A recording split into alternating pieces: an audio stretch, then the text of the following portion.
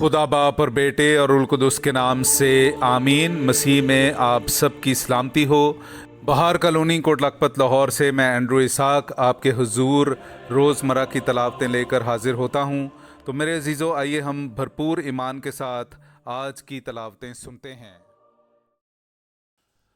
वो उस पायदार शहर का उम्मीदवार था जिसका साने और मेमार खुदा है।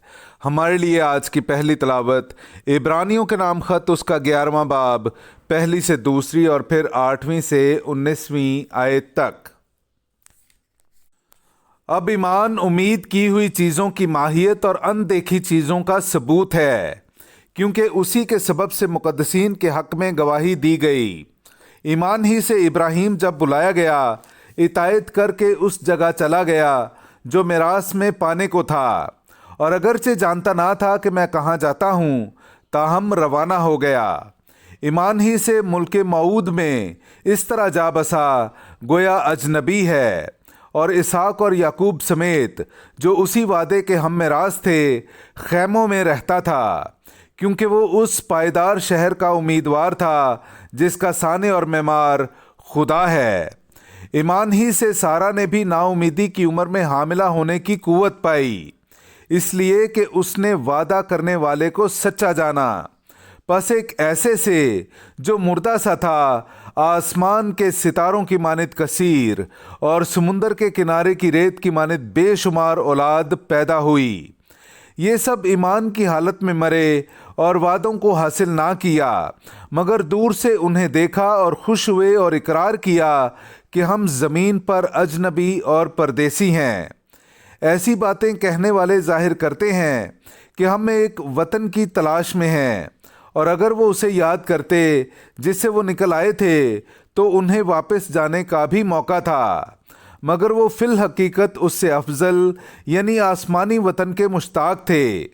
इसीलिए खुदा उनसे उनका खुदा कहलाने से नहीं शर्माता, चुनांचे उसने उनके लिए एक शहर तैयार किया है।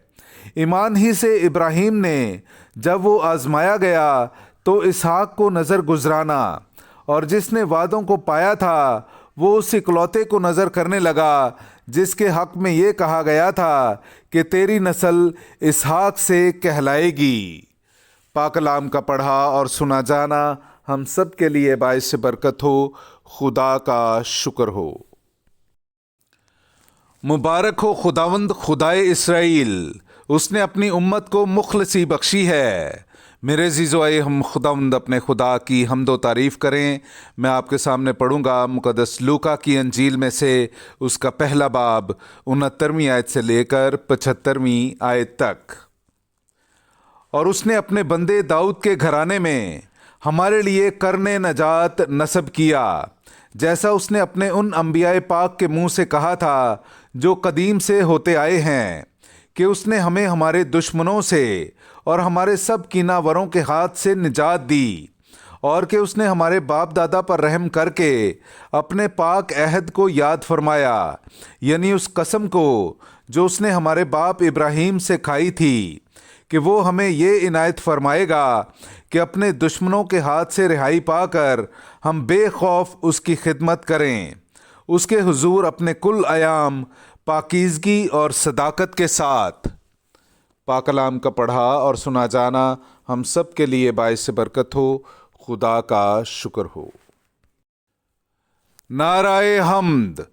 ए खुदावंद, अपनी राह मुझे बता और हमवार रास्ते पर मुझे चला। हालेलुया। मेरे अज़ीज़ों, आइए हम आज का इंजीली इक़्तबास सुनते हैं।